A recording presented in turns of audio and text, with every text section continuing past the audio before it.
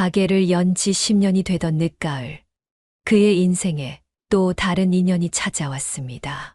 비가 추적추적 내리던 오후, 허리가 굽은 80대 할머니가 가게를 찾아왔습니다.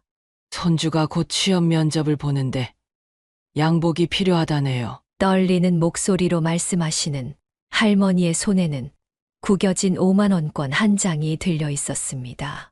3개월에 걸쳐 분할 납부를 하고 싶다고 말씀하셨습니다.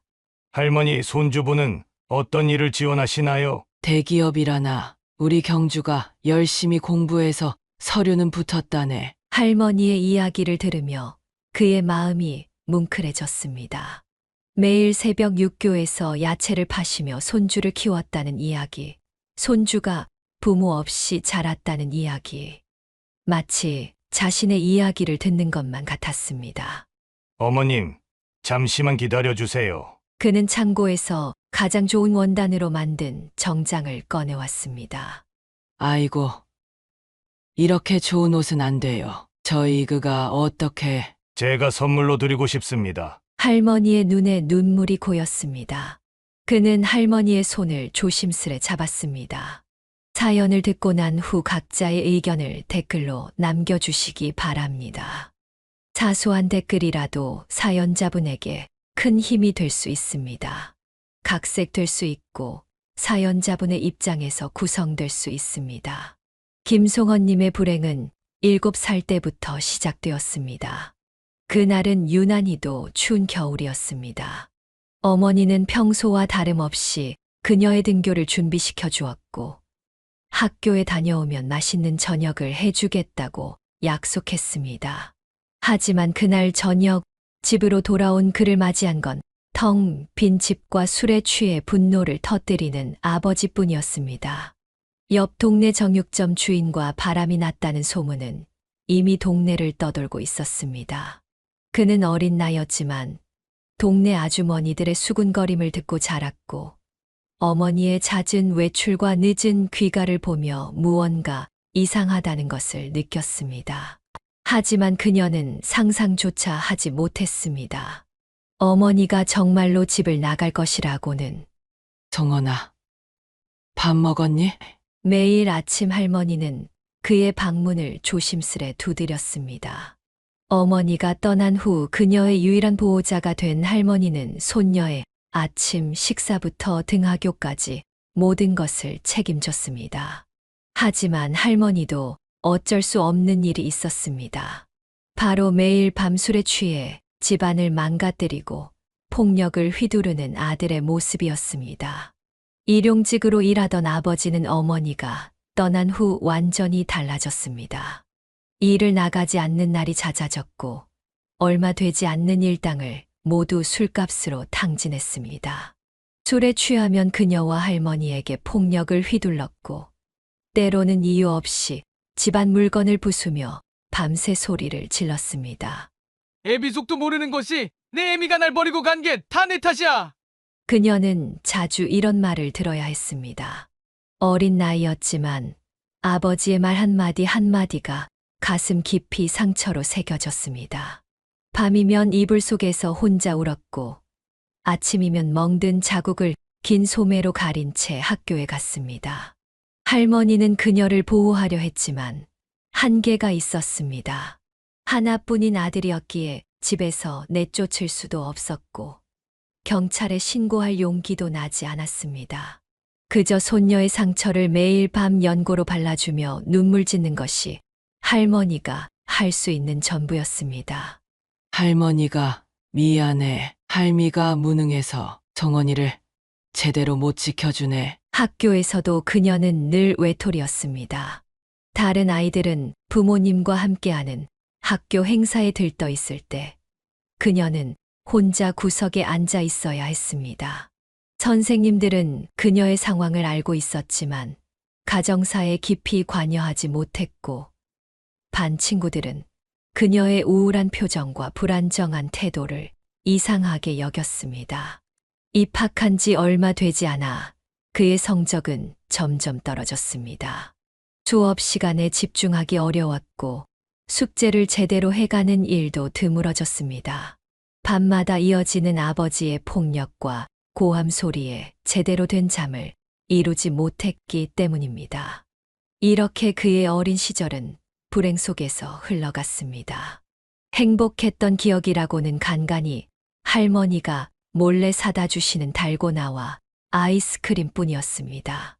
어머니의 따뜻한 품도, 아버지의 다정한 눈빛도 그의 기억 속에서 점점 흐려져 갔습니다. 중학교 입학을 한 달 앞둔 겨울날, 세상이 또 한 번 그의 삶을 뒤흔들었습니다. 아침부터 심하게 토혈을 하던 아버지가 쓰러졌고 급히 병원으로 실려갔습니다. 의사는 오랜 음주로 인한 알코올성 간경화가 이미 말기 상태라고 했습니다. 아버지는 일주일도 버티지 못하고 세상을 떠났습니다. 우리 아들, 내 아들. 장례식장에서 할머니는 아들의 영정사진을 붙잡고 오열했습니다. 금지옥엽 키운 외아들을 잃은 슬픔에 매일같이 눈물을 흘렸습니다. 하지만 그는 달랐습니다. 장례식 내내 한 방울의 눈물도 흘리지 않았습니다. 오히려 가슴 속에서는 분노가 끓어올랐습니다. 내가 복수도 하기 전에 이렇게 가버리다니. 그는 주먹을 꽉 쥐었습니다. 지난 몇 년간 아버지에게 받은 학대와 폭력에 대한 복수를 다짐했었는데, 이제는 그마저도 할 수 없게 되었습니다. 아버지의 죽음은 그에게 또 다른 상처가 되었습니다. 장례를 치르고 난 후 집안의 분위기는 더욱 무거워졌습니다. 할머니는 아들의 제사상을 매일같이 차려놓고 울었고, 밤이면 아들의 방을 들여다보며 한숨을 쉬었습니다. 그때마다 그의 가슴 속 분노는 더욱 커져갔습니다. 도대체 뭐가 그렇게 좋았다고 그런 사람을. 할머니의 슬픔을 이해할 수 없었습니다. 그의 기억 속 아버지는 폭력적이고 무서운 존재였을 뿐이었습니다. 하지만 할머니에게 아버지는 여전히 사랑스러운 아들이었습니다. 이런 할머니의 모습을 볼 때마다 그의 마음은 더욱 복잡해졌습니다. 중학교 입학식 날, 다른 아이들은 모두 부모님과 함께 왔지만 그는 혼자였습니다. 할머니는 아들의 제사를 지내느라 함께하지 못했습니다. 허전한 마음을 달래려 교문 앞에 서서 하늘을 올려다보았지만 그의 눈에는 분노의 색채만이 가득했습니다. 이제 아버지도 안 계신데 송원아, 공부 열심히 해서 좋은 대학 가야 해. 담임 선생님의 위로와 격려도 그의 귀에는 그저 공허한 말로만 들렸습니다. 이미 그의 마음속에는 복수할 대상을 잃어버린 허탈감과 분노만이 가득했습니다. 그리고 그 감정들은 점점 자신을 향한 파괴적인 행동으로 변해가기 시작했습니다. 밤이면 몰래 담배를 피우기 시작했고 수업 시간에는 자주 졸았습니다. 시험 성적은 바닥을 쳤고 선생님들의 꾸중이 잦아졌습니다. 하지만 그는 아무것도 신경 쓰지 않았습니다. 오히려 누군가가 자신을 혼내면 더욱 반항적인 태도를 보였습니다. 할머니, 저는 이제 학교 안 갈래요. 입학한 지 2달 만에 그는 이런 말을 했습니다. 할머니는 말리려 했지만 그의 마음은 이미 돌이킬 수 없는 방향으로 흘러가고 있었습니다. 아버지에 대한 미처 풀지 못한 분노와 원망이 자신을 파괴하는 방향으로 흐르고 있다는 것을 그 자신도 알지 못한 채 방황의 시작점에 서 있었습니다. 15살이 되던 해, 그의 삶은 완전히 달라졌습니다. 더 이상 학교에 가지 않았고 불량한 친구들과 어울리기 시작했습니다. 처음에는 단순한 무단결석이었지만 점차 패싸움과 가출로 이어졌습니다. 동네 골목에서 다른 학교 아이들과 싸움을 하다 경찰서에 끌려가는 일이 잦아졌습니다. 송원아, 이러다 너까지 아버지처럼 될까봐 할미가 겁이 나. 할머니의 떨리는 목소리가 그의 마음을 흔들었습니다. 할머니를 사랑했기에 마음 한구석이 아팠지만 그 순간에도 아버지의 사진을 보며 눈물 흘리는 할머니의 모습이 떠올라 가슴이 답답해졌습니다. 부모의 흔적이 남아있는 집안 곳곳이 그를 숨 막히게 했습니다. 전 아버지처럼 안 될 거예요. 절대로. 입으로는 이렇게 말했지만 실제로 그의 행동은 점점 아버지를 닮아갔습니다. 밤늦게 들어오기 일쑤였고 가끔은 술 냄새를 풍기며 비틀거리기도 했습니다. 할머니가 아끼던 화분을 발로 차서 깨뜨린 적도 있었습니다. 집을 나가 있을 때면 으슥한 골목에서 담배를 피우거나 오토바이를 훔쳐 타고 질주했습니다. 스릴을 즐기는 것 같았지만 사실은 자신을 망가뜨리는 것에 집착하고 있었습니다. 그것만이 마음 속 깊은 곳에 자리 잡은 분노와 공허함을 잠시나마 잊을 수 있는 방법이었습니다. 왜 하필 나한테 이런 부모를 주신 거예요? 새벽녘 한강변에 홀로 앉아 중얼거리곤 했습니다. 때로는 하늘을 향해 고함을 지르기도 했습니다. 그럴 때면 어김없이 순찰 중이던 경찰과 마주쳤고 다시 한번 할머니는 경찰서로 그를 데리러 가야 했습니다. 제발 집에 좀 있자. 할미랑 같이 살자. 할머니의 눈물 어린 호소에도 그는 차갑게 등을 돌렸습니다. 집에 있으면 숨이 막혔습니다.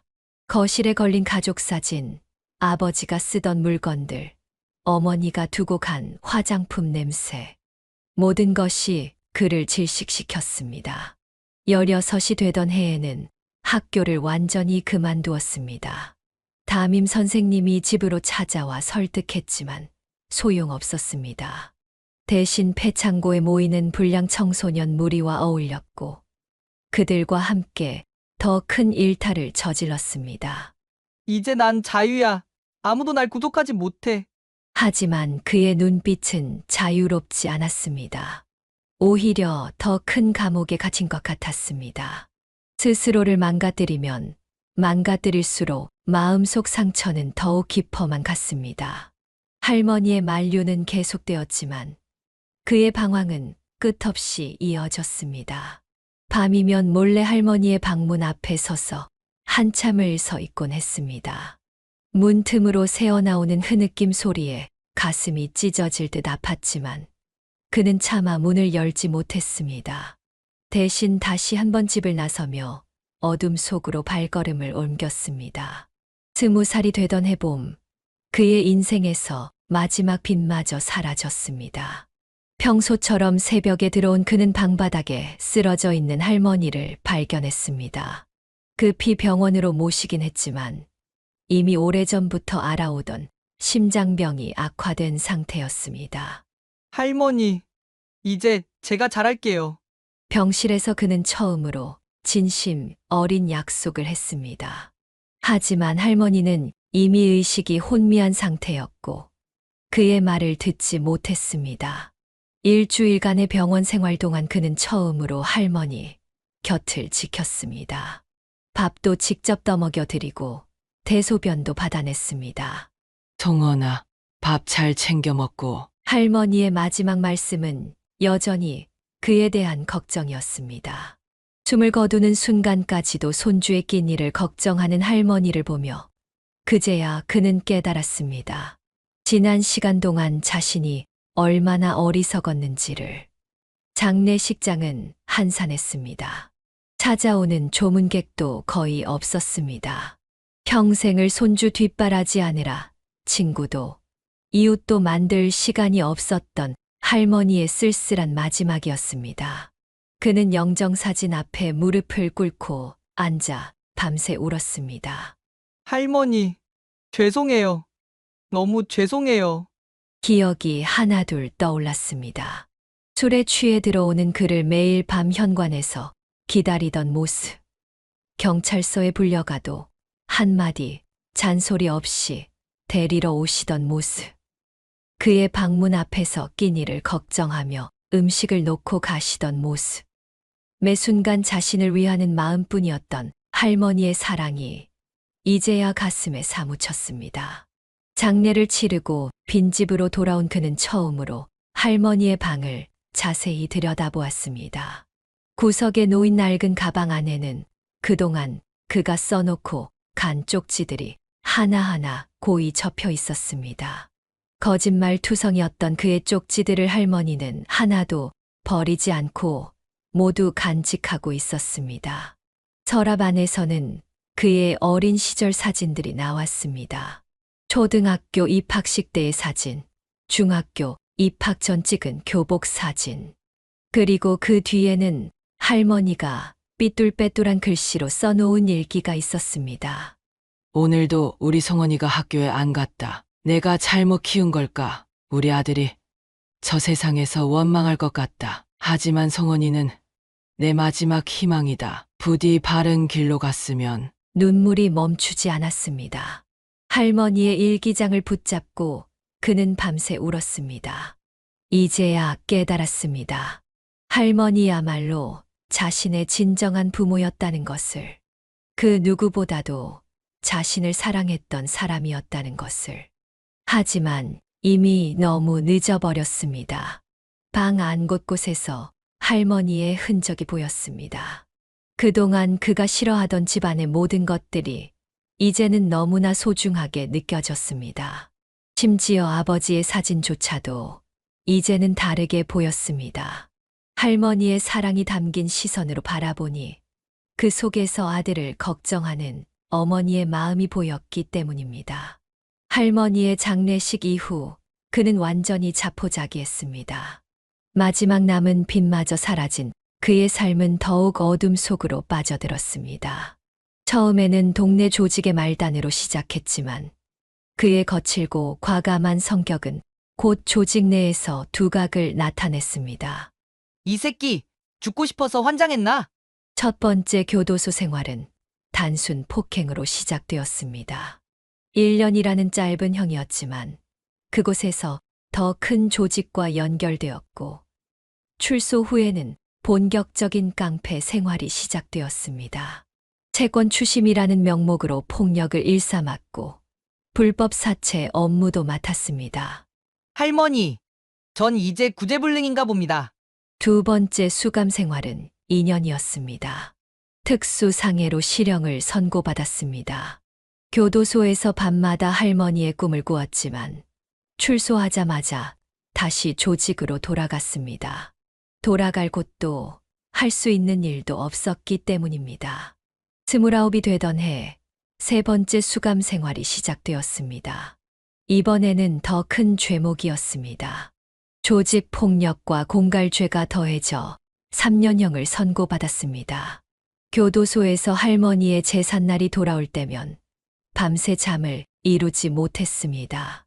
30살이 되어 출소했을 때 그의 손에는 겨우 100만 원의 출소자 지원금이 들려 있었습니다. 앞으로 무엇을 해야 할지, 어디서 살아야 할지 아무런 계획이 없었습니다. 그저 습관처럼 술을 마시며 거리를 배회했습니다. 출소 한 달째 되던 날 밤이었습니다. 늦은 시간 포장마차에서 술을 마시고 나오다가 골목길에서 비명소리를 들었습니다. 술에 취한 남자가 한 여성의 팔을 붙잡고 끌고 가려 하고 있었습니다. 나요. 누가 좀 도와주세요. 순간 그의 발걸음이 멈췄습니다. 이전 같았으면 모른 척 지나쳤을 상황이었습니다. 하지만 그날따라 할머니의 마지막 모습이 떠올랐습니다. 자신 같은 사람 때문에 또 다른 누군가의 가족이 눈물을 흘릴 수도 있다는 생각이 스쳤습니다. 그만하시죠. 그가 남자의 어깨를 잡았습니다. 하지만 술에 취한 남자는 오히려 그에게 달려들었습니다. 주먹 다짐이 시작되었고 깨진 소주병에 그의 얼굴이 크게 다쳤습니다. 하지만 이상하게도 마음은 편안했습니다. 괜찮으세요? 빨리 병원에 가보셔야 할 것 같은데. 그가 구해준 여성은 놀란 얼굴로 그를 걱정했습니다. 오랜만에 듣는 따뜻한 목소리였습니다. 할머니 이후로 처음이었습니다. 누군가가 자신을 걱정해주는 그 감정이 갑자기 그의 가슴을 울렸습니다. 전치 3주래요. 제가 치료비는 꼭 책임질게요. 처음으로 자신이 한 행동에 대가가 아닌 보람을 느꼈습니다. 비록 얼굴에는 깊은 상처가 났지만 마음속 깊은 곳에서 무언가가 움직이기 시작했습니다. 어쩌면 이것이 할머니가 그토록 바라던 그의 모습이었을지도 모른다는 생각이 들었습니다. 이제 달라져야 할 때인가 봅니다. 병원 침대에 누워 천장을 바라보며 그는 중얼거렸습니다. 깊은 한숨과 함께 지난 시간이 주마등처럼 스쳐 지나갔습니다. 그리고 처음으로 미래에 대한 희망을 품어보았습니다. 그날 이후 그의 인생은 새로운 국면을 맞이했습니다. 그를 구해준 여성은 재단사 천윤이었습니다. 윤희는 근처 맞춤 의상실에서 일하는 재단사였고 야근을 마치고 귀가하던 중이었습니다. 처음에는 그저 도와준 은인에 대한 보답으로 병원비를 책임지겠다던 윤희였지만 매일같이 병실을 찾아왔습니다. 오늘은 영양식 좀 해왔어요. 먹어보실래요? 아, 저 같은 사람한테 이러실 필요 없는데. 필요 있고 없고는 제가 정하는 거예요. 윤희의 목소리에는 언제나 따뜻함이 묻어났습니다. 처음에는 그저 의무감에서 비롯된 방문이라고 생각했지만 점차 그녀의 진심이 느껴지기 시작했습니다. 퇴원 후에도 윤희는 그를 잊지 않았습니다. 일주일에 한 번씩 그의 상처 경과를 확인한다는 명목으로 만남을 이어갔습니다. 하지만 어느 날 우연히 그의 전과 사실을 알게 되었습니다. 전과 3번이나 있으셨던 거예요. 윤희의 목소리가 떨렸습니다. 그는 이제 끝이라고 생각했습니다. 모든 사람들이 그랬듯 윤희도 자신을 떠날 것이라 확신했습니다. 하지만 윤희는 달랐습니다. 무서워요. 솔직히 무섭고 걱정도 돼요. 하지만 그날 밤 저를 구해주신 분이 진짜 당신의 모습이라고 믿어요. 윤희의 말은 그의 마음 깊숙한 곳을 흔들었습니다. 할머니 이후로 처음으로 누군가가 그를 있는 그대로 바라봐 주었습니다.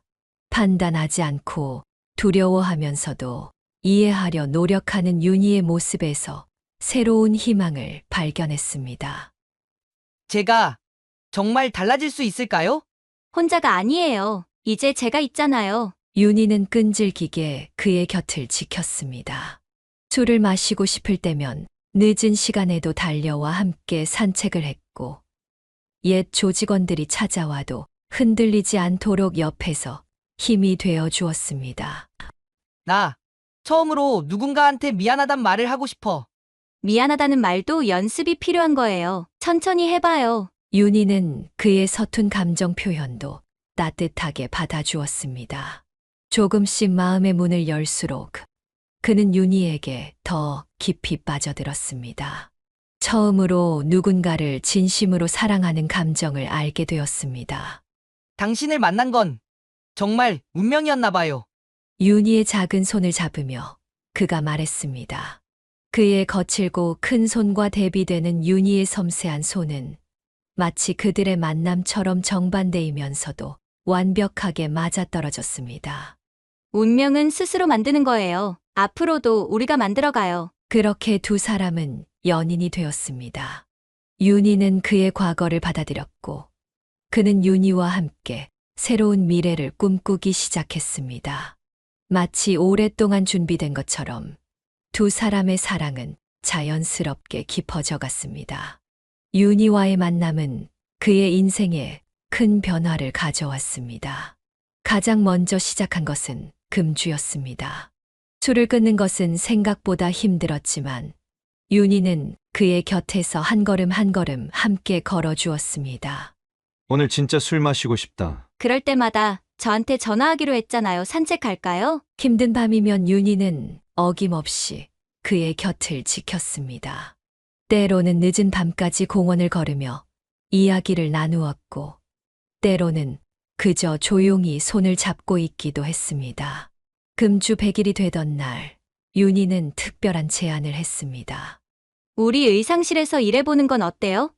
처음엔 심부름이라도. 그렇게 그는 윤희가 일하는 의상실에서 보조 일을 시작했습니다.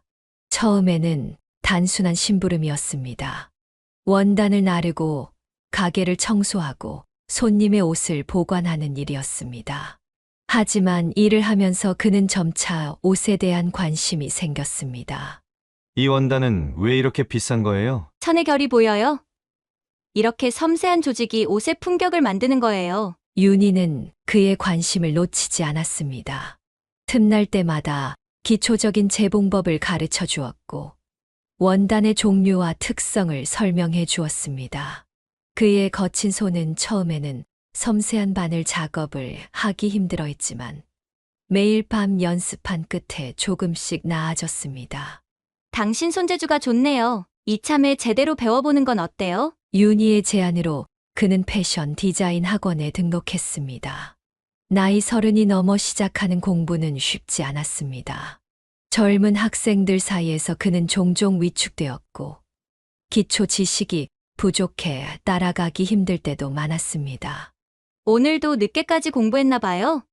네, 기초가 부족해서 더 열심히 해야 해요. 매일 밤 늦게까지 학원에 남아 공부했습니다. 바느질로 손가락이 까져도 도식화를 그리다 실수해도 포기하지 않았습니다. 윤희는 그의 늦은 공부를 응원하며 매일 밤 도시락을 싸주었습니다. 1년의 노력 끝에 그는 자격증을 취득했습니다. 하지만 그것은 시작에 불과했습니다. 본격적으로 취업 준비를 시작했고 수십 번의 면접에서 고배를 마셨습니다. 전과 기록이 발목을 잡았지만 그는 포기하지 않았습니다. 이번에도 안 됐어요. 괜찮아요. 우리한테는 시간이 있잖아요. 마침내 기회가 찾아왔습니다. 한 남성 정장 매장에서 그의 진심과 노력을 알아봐 주었습니다. 비록 수습 기간부터 시작해야 했지만 그에게는 더할 나위 없이 감사한 기회였습니다. 윤희 씨, 저 정식 디자이너 됐어요. 수습 기간을 끝내고 정직원이 되던 날, 그는 처음으로 눈물을 보였습니다.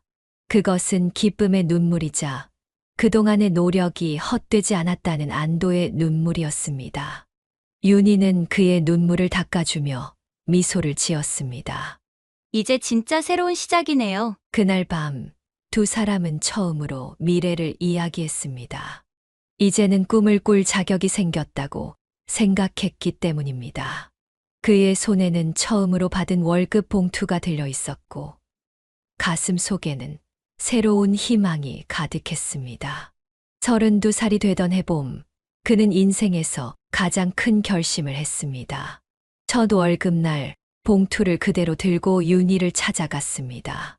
떨리는 마음을 진정시키며 의상실 문을 열었을 때 윤희는 여느 때처럼 재봉틀 앞에 앉아 있었습니다. 윤희 씨, 나랑 결혼해 줄래요? 반지 하나 준비하지 못한 채 그저 월급 봉투 하나를 내밀며 한 청혼이었습니다. 옆에 있던 손님들이 놀란 듯 쳐다보았지만 윤희의 눈에는 눈물이 고였습니다. 바보같이 이렇게 갑자기. 윤희는 울면서 웃었습니다. 그 모습이 너무 예뻐서 그도 따라 웃었습니다.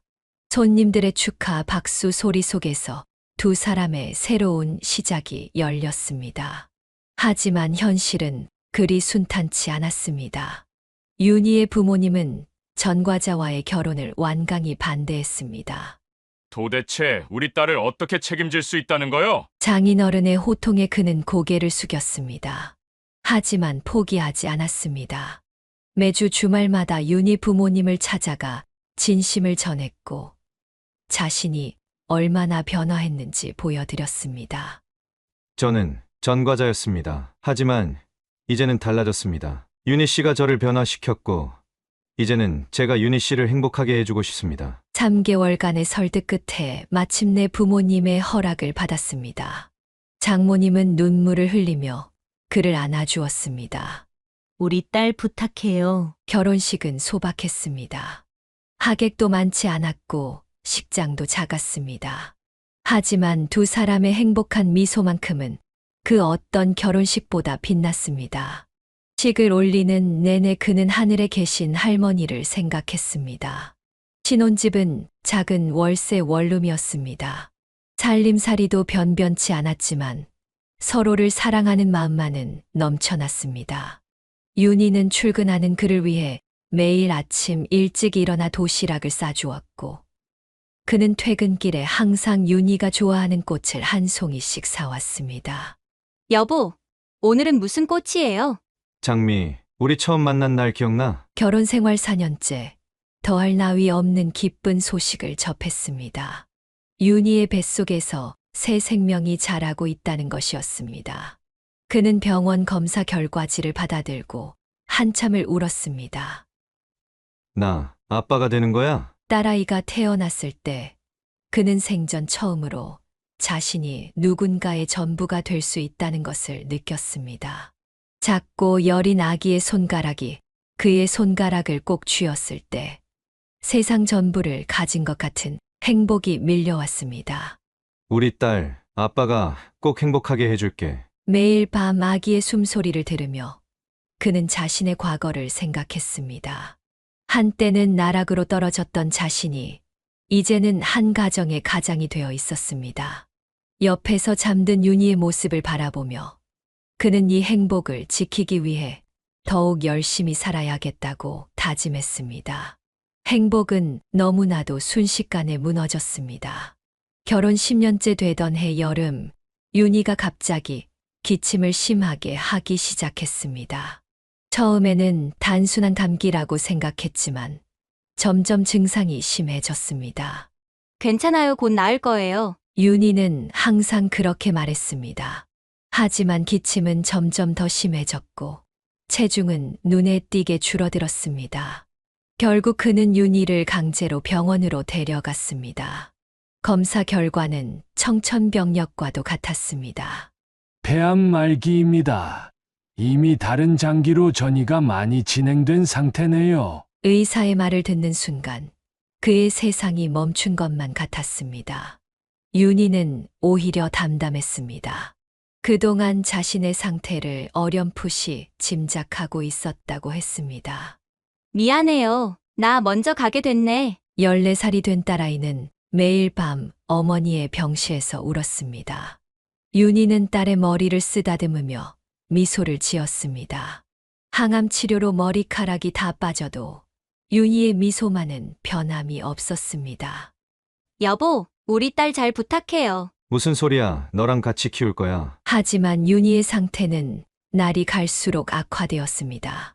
그는 매일 밤 병실 한쪽에서 눈물을 삼켰습니다. 자신이 이렇게 무력할 수 있다는 것이 견딜 수 없었습니다. 아프지 말라고. 제발. 간절한 기도도 소용없었습니다. 진통제 용량은 점점 늘어갔고 윤희는 점점 더 많은 시간을 잠든 채로 보냈습니다. 마지막 한 달, 그는 회사도 그만두고 병실을 지켰습니다. 여보, 우리 딸 혼자 두지 마세요. 그것이 윤희의 마지막 말이었습니다. 맑은 가을 아침 윤희는 조용히 눈을 감았습니다. 마지막 순간까지 딸을 걱정하는 어머니였습니다. 딸의 울음소리가 병실을 가득 채웠습니다. 그는 딸을 꼭 안은 채 윤희의 차가워진 손을 잡았습니다. 자신을 변화시켜준 사람, 자신에게 새 삶을 선물해준 사람, 그 소중한 사람이 이제는 없었습니다. 장례식장에서 그는 처음으로 술을 마셨습니다. 10년 만의 술이었습니다. 하지만 윤희와의 약속을 지키기 위해 한 잔으로 멈췄습니다. 아빠가 있잖아. 울고 있는 딸을 안아주며 그가 말했습니다. 비록 목소리는 떨렸지만 그의 눈빛은 단단했습니다. 윤희가 남긴 마지막 부탁, 딸을 위해 힘내서 살아야 한다는 그 말을 지키기 위해 그는 다시 한번 강해져야 했습니다. 윤희가 떠난 후 그의 하루하루는 딸을 위한 시간이 되었습니다. 아침에 일어나 도시락을 싸고 등교하는 딸의 뒷모습을 배웅하는 일로 하루를 시작했습니다. 서툴던 요리 솜씨도 점차 나아졌고 딸의 머리도 매일 아침 손수 묶어주었습니다.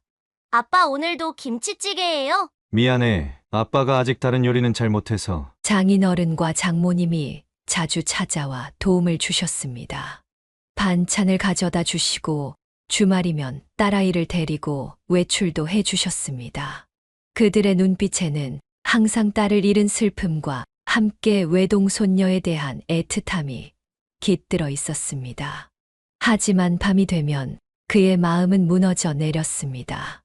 딸이 잠든 것을 확인하고 나면 베개에 얼굴을 묻고 소리 없이 울었습니다. 윤희의 흔적이 남아있는 옷장을 열 때마다, 그녀의 향기가 느껴질 때마다 가슴이 미어졌습니다. 여보, 나 잘하고 있는 거 맞아? 매일 밤 윤희의 사진을 보며 중얼거렸습니다. 딸아이가 사춘기에 접어들면서 엄마를 찾는 날이면 그는 더욱 더 자신의 무력함을 실감했습니다. 아빠, 나 엄마가 보고 싶어. 그럴 때면 그저 딸을 안아줄 수밖에 없었습니다. 말로는 표현할 수 없는 그리움을 서로의 온기로 달랬습니다. 윤희가 떠난 지 5년, 그는 마침내 자신의 가게를 열었습니다. 윤희 맞춤 정장이라는 이름을 붙인 작은 가게였습니다. 개업식 날, 장인어른과 장모님은 한참을 울었습니다. 우리 윤희가 살아있었다면 얼마나 좋아했을까. 하지만 행복은 오래 가지 않았습니다. 그해 겨울 장인어른이 뇌졸중으로 쓰러지셨고 반년간의 투병 끝에 세상을 떠나셨습니다. 3년 후에는 장모님마저 심장마비로 갑자기 돌아가셨습니다. 이제 정말 우리 둘만 남았네. 19살이 된 딸과 마주 앉아 저녁을 먹으며 그가 말했습니다.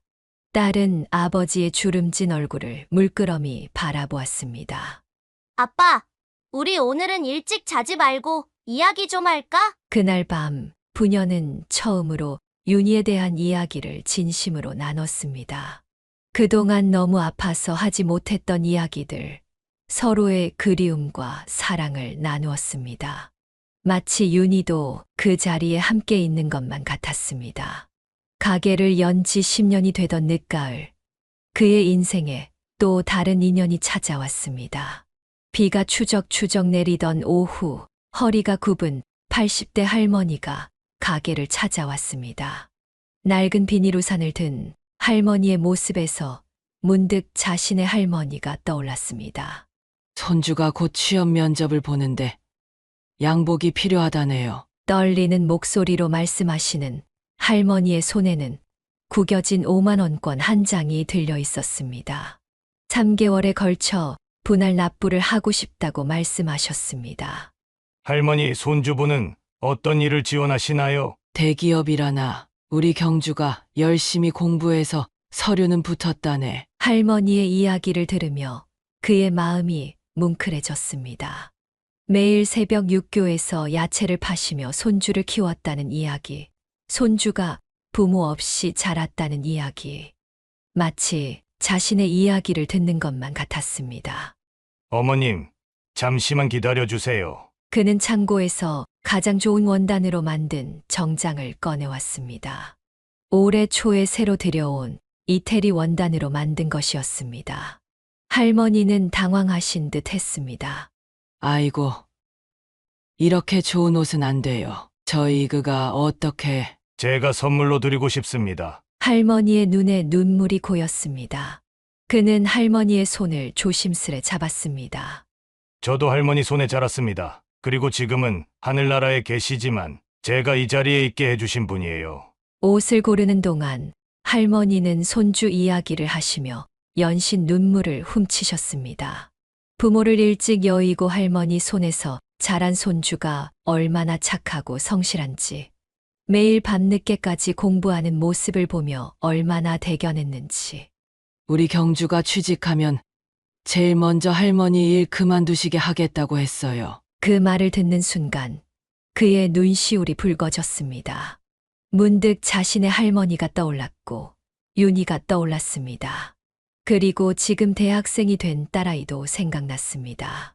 할머니, 손주분 직접 모시고 와주세요. 제가 꼭 맞도록 수선해드리겠습니다. 며칠 후 25살의 청년이 할머니와 함께 가게를 찾았습니다. 단정하고 성실해 보이는 청년의 모습에서 그는 자신의 젊은 시절과는 다른 희망찬 미래를 보았습니다. 정말 감사합니다. 이렇게 좋은 옷을. 청년의 눈에도 눈물이 맺혔습니다. 그는 정장을 입고 있는 청년의 모습을 거울로 비춰주며 말했습니다. 이 옷을 입고 꼭 합격하세요. 그리고 할머니, 은혜를 잊지 마세요. 비가 그친 하늘에 무지개가 떴습니다.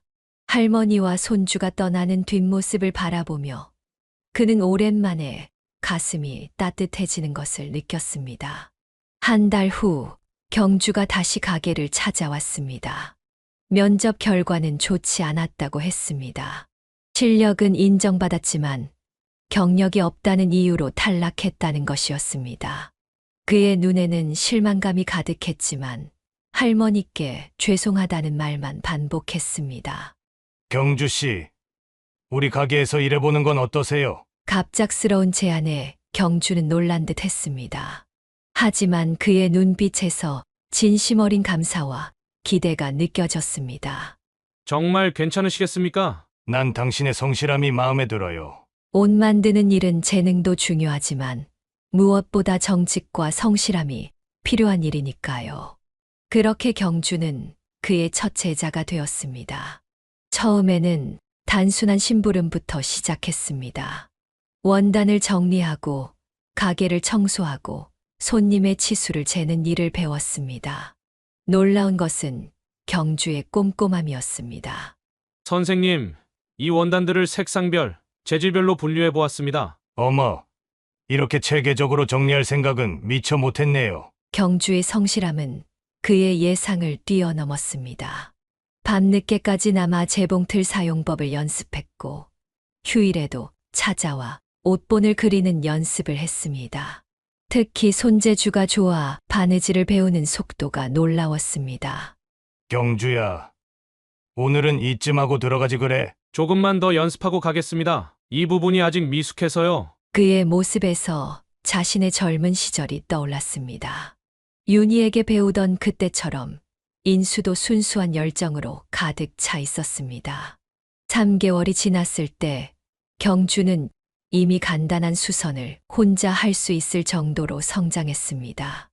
6개월이 되자 기본적인 재단도 가능해졌습니다. 그의 실력은 날이 갈수록 놀라운 속도로 발전했습니다. 선생님, 제가 처음으로 혼자 만든 조끼인데 봐주시겠습니까? 경주가 만든 첫 조끼를 보며 그는 감동했습니다. 바느질 하나하나가 정성스러웠고 디자인도 젊은 감각이 돋보였습니다. 무엇보다 옷에 대한 진심이 느껴졌습니다. 경주야, 넌 정말 재능이 있어. 이제 본격적으로 정장 제작을 가르쳐 주마. 스승의 칭찬에 경주의 눈시울이 붉어졌습니다. 할머니께서도 손자의 변화를 기뻐하셨습니다. 이제는 새벽 야채 장사를 그만두시고 집에서 쉬실 수 있게 되었다며 행복해 하셨습니다. 선생님, 저에게 새로운 삶을 주셔서 감사합니다. 그 말을 들으며 그는 문득 윤희를 떠올렸습니다. 한때 자신에게 새로운 삶을 선물해 준 그녀처럼 이제는 자신이 누군가에게 그런 존재가 되어 있었습니다. 시간이 흐르면서 두 가족의 인연은 더욱 깊어졌습니다. 경주의 할머니는 틈날 때마다 가게에 들러 반찬을 가져다 주셨고 그의 딸 미연이도 할머니의 정성이 담긴 음식을 즐겁게 먹었습니다. 처음에는 서로 조심스러워하던 사이였지만 이제는 진정한 가족이 되어가고 있었습니다. 할머니, 오늘은 김치찌개 냄새가 너무 좋아요. 우리 미연이가 좋아하니까 할미가 더 자주 해다 줘야겠구나. 요즘 살도 너무 빠진 것 같아서 걱정이야. 할머니는 미연이를 볼 때마다 눈시울을 적시곤 했습니다. 일찍 어머니를 여인 미연이가 안쓰러우면서도 한편으로는 친손녀처럼 느껴진다고 하셨습니다. 특히 미연이가 공부하느라 끼니를 거르지는 않을까 걱정하시며 매일같이 이런저런 반찬을 준비하셨습니다. 할머니, 이번 주말에 같이 시장 구경 가요. 제가 맛있는 거 사드릴게요. 복날인데 삼계탕도 같이 먹어요. 아이고, 우리 미연이 그런 돈 아껴두었다가 옷이나 사. 이런 대화가 오갈 때면 그는 문득 윤희를 떠올렸습니다. 윤희도 분명 이런 모습을 보면서 흐뭇해했을 것 같았습니다. 특히 미연이가 할머니의 손을 잡고 장을 보러 가는 모습은 마치 친손녀와 다름없었습니다. 주말이면 네 사람이 함께 식사를 하는 일이 잦아졌습니다. 그는 가게 문을 일찍 닫고 집으로 돌아와 경주와 함께 저녁 준비를 했고, 할머니와 미연이는 거실에서 도란도란 이야기를 나누었습니다. 때로는 경주가 배운 새로운 요리법으로 특별한 저녁을 준비하기도 했습니다. 아버님, 이제 저희가 한 식구 같아요. 경주의 말에 그는 따뜻한 미소를 지었습니다. 정말로 그랬습니다.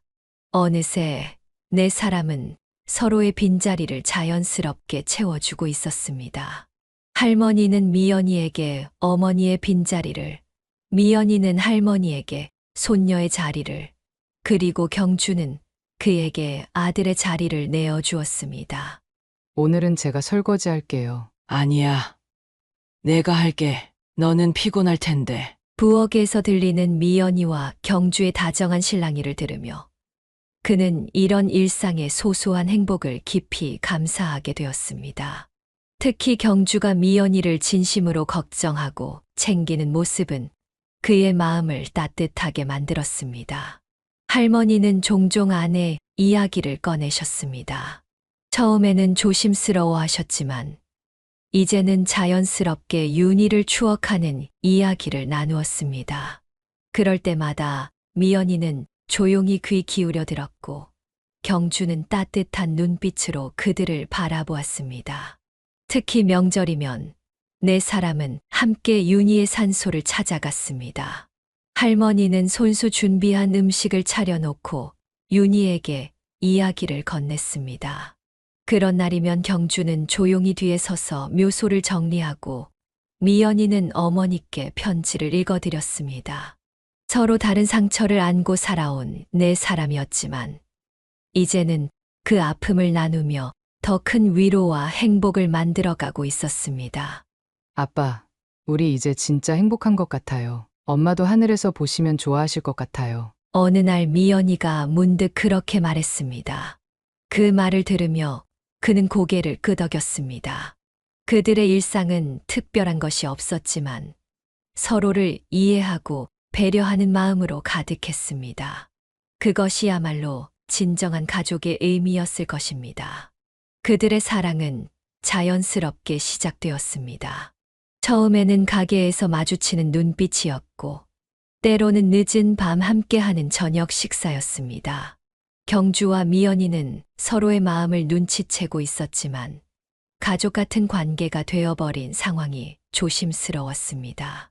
미연이가 처음 그런 마음을 털어놓은 것은 비 오는 날이었습니다.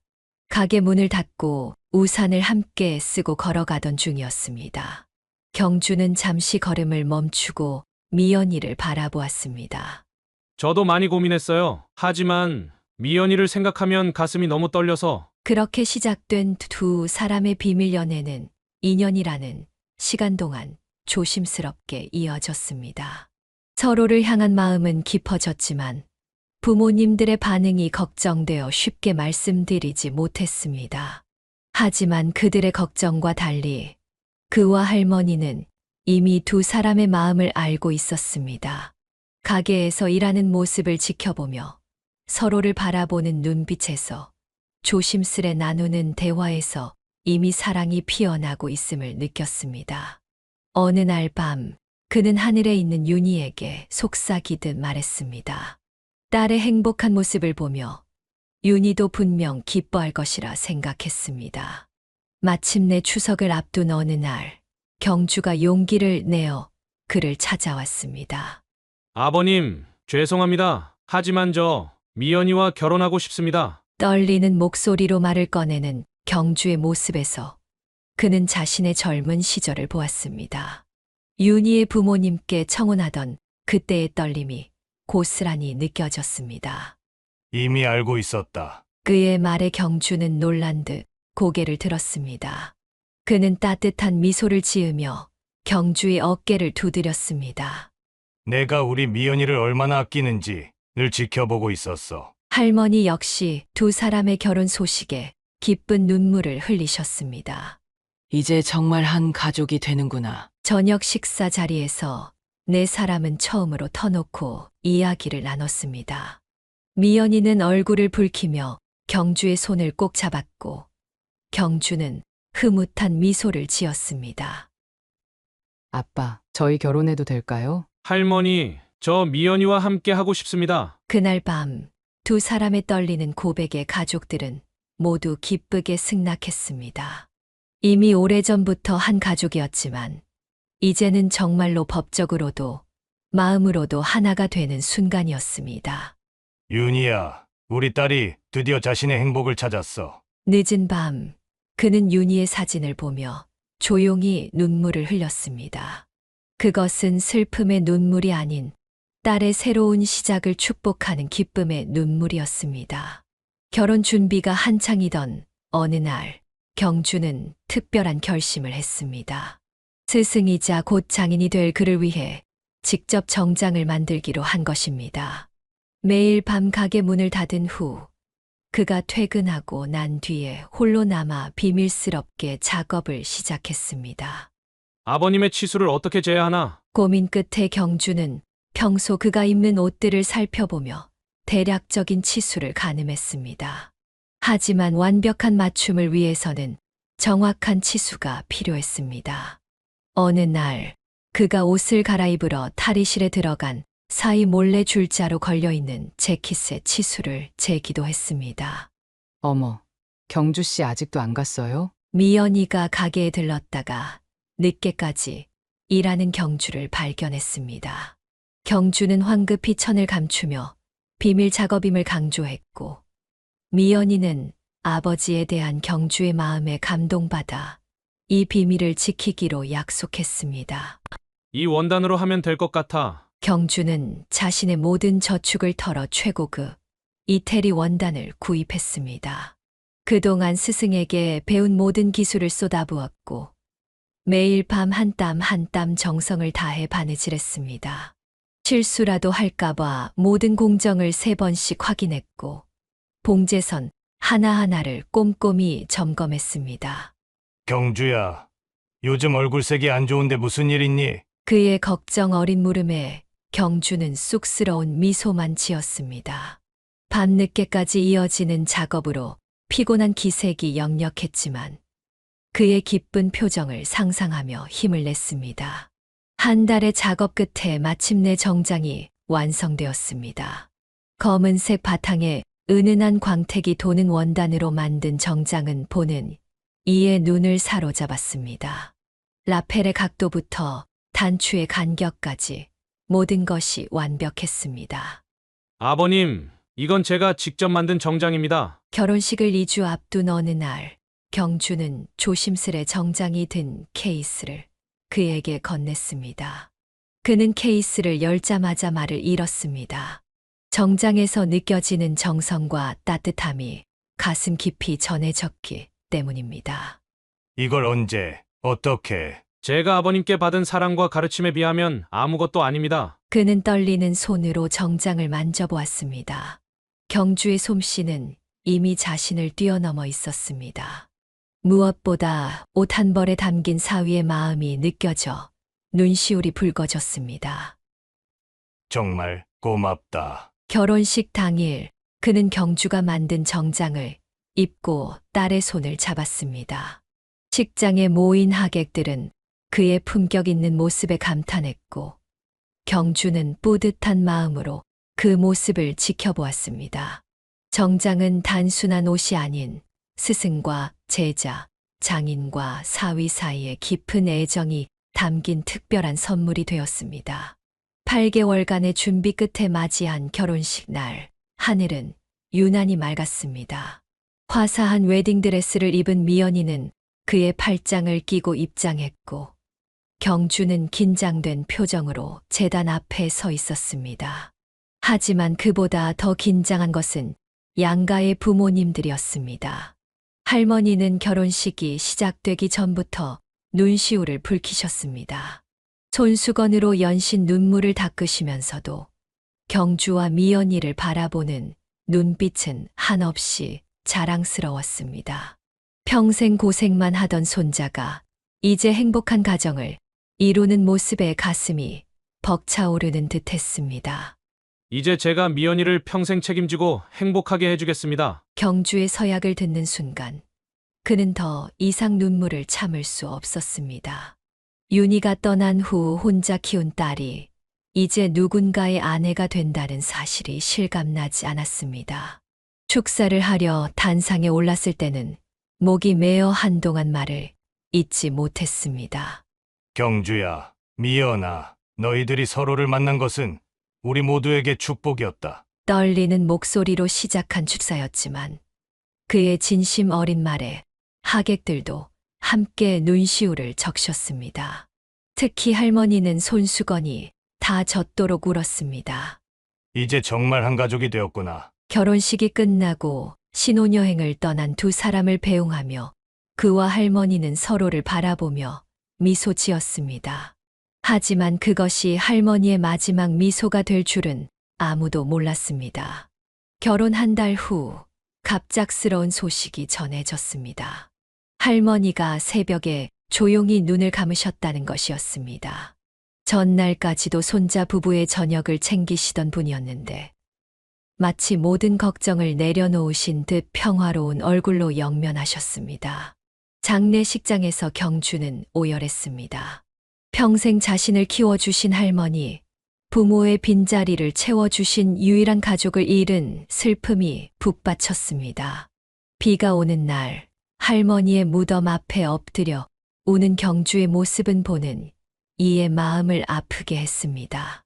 그는 경주의 어깨를 붙잡고 일으켜 세웠습니다. 할머니의 마지막 모습이 떠올랐습니다. 결혼식 날 손자를 자랑스러워하시던 그 표정, 이제는 걱정 없이 떠나실 수 있다고 하시던 그 말씀. 빗속에서 그는 사위를 오랫동안 끌어안고 있었습니다. 하늘에서 떨어지는 빗방울과 눈물이 뒤섞였지만 서로의 온기만은 따뜻했습니다. 할머니는 떠나셨지만 그분의 사랑은 이제 새로운 가족의 형태로 이어지고 있었습니다. 아버님, 감사합니다. 경주의 떨리는 목소리에는 슬픔과 함께 새로운 희망이 깃들어 있었습니다. 할머니는 떠나셨지만 그분이 그토록 바라시던 손자의 행복한 가정은 이제 시작되고 있었습니다. 이제 63이 된 그는 평화로운 일상을 보내고 있습니다. 아침이면 일찍 일어나 동네 공원을 산책하고 가게에서 하루를 보내며 저녁이면 복지관에서 봉사활동을 합니다. 그곳에서 그는 어려운 청소년들에게 재단 기술을 가르치고 있습니다. 선생님, 저도 나중에 선생님처럼 되고 싶어요. 수업을 들으러 오는 아이들의 눈빛에서 자신의 젊은 시절을 발견합니다. 그들에게 옷 만드는 기술뿐만 아니라 삶의 희망도 함께 전해주고 싶었습니다. 아빠, 이제 우리랑 같이 살아요. 혼자 계시면 너무 걱정되잖아요. 미연이와 경주는 틈만 나면 함께 살자고 제안합니다. 특히 첫 아이가 생긴 후로는 더욱 그를 걱정하고 있습니다. 하지만 그는 매번 고개를 저었습니다. 난 이대로가 좋아. 너희는 너희들만의 삶이 필요해. 젊은 부부의 새로운 출발을 방해하고 싶지 않았습니다. 대신 주말이면 손자를 봐주겠다며 웃으며 말했습니다. 그의 작은 단칸방은 외롭지 않았습니다. 윤희의 사진이 있고 할머니와 장인 장모님의 추억이 담긴 공간이었기 때문입니다. 매일 밤 잠들기 전 그는 윤희의 사진을 바라보며 하루를 정리합니다. 때로는 이런 대화를 나누기도 합니다. 여보, 우리 딸이 이제 엄마가 됐어. 당신도 할머니가 된 거야. 67이 되면 가게를 경주에게 물려줄 생각입니다. 이미 경주의 실력은 그를 뛰어넘었고 새로운 디자인으로 젊은 고객들의 마음도 사로잡았습니다. 가게를 물려주고 나면 윤희의 사진을 품에 안고 전국 방방곡곡을 여행할 계획을 세우고 있습니다. 여보, 우리가 못 가본 곳들 이제 다 가보려고 해. 봄에는 진달래 피는 지리산을, 여름에는 시원한 동해 바다를, 가을에는 단풍 드는 설악산을, 겨울에는 눈 내리는 한라산을 찾아가고 싶습니다. 젊어서 윤희와 함께 꿈꾸었던 여행을 이제라도 이루고 싶었습니다. 할아버지, 나랑 놀아주세요. 어린 손자가 찾아올 때면 그의 주름진 얼굴에 환한 미소가 피어납니다. 손자의 웃음소리는 그의 작은 집을 가득 채우고 그 순간만큼은 세상 모든 행복이 이곳에 있는 것만 같습니다. 아버님, 저희가 잘하고 있죠? 경주가 종종 찾아와 이런 질문을 합니다. 그때마다 그는 고개를 끄덕이며 미소 짓습니다. 경주와 미연이는 서로를 아끼며 행복한 가정을 이루어가고 있습니다. 두 사람이 서로를 바라보는 눈빛에서 그는 자신과 윤희의 젊은 시절을 봅니다. 너희들은 충분히 잘하고 있어. 나머지는 시간이 해결해 줄 거야. 이제 그의 하루하루는 감사함으로 가득합니다. 힘들었던 과거도 아픈 기억도 모두 지금의 자신을 만든 소중한 시간이었음을 깨닫습니다. 할머니, 윤희의 장인어른, 장모님, 모두들 잘 지켜보고 계시죠? 밤하늘의 별들을 바라보며 그는 중얼거립니다. 이제는 슬픔보다 감사함이 더 큽니다. 자신의 인생에 찾아온 모든 인연들이 감사하고 그들이 남긴 사랑의 흔적들이 소중합니다. 내일도 그는 변함없이 가게 문을 열 것입니다. 누군가의 특별한 순간을 위해 정성스레 옷을 만들고 그들의 이야기에 귀 기울일 것입니다. 그리고 언젠가 마지막 제단을 하는 날이 오면 그때는 윤희의 사진을 품에 안고 새로운 여행을 떠날 것입니다. 여보, 조금만 더 기다려요. 우리 곧 다시 함께 할 수 있을 거예요. 사연을 듣고 댓글을 남겨주시기 바랍니다. 사소한 의견일지라도 사연자분에게는 큰 힘이 됩니다. 노골적인 악성 댓글은 사연자분에게 상처가 될 수 있으니 삼가주시기 바랍니다.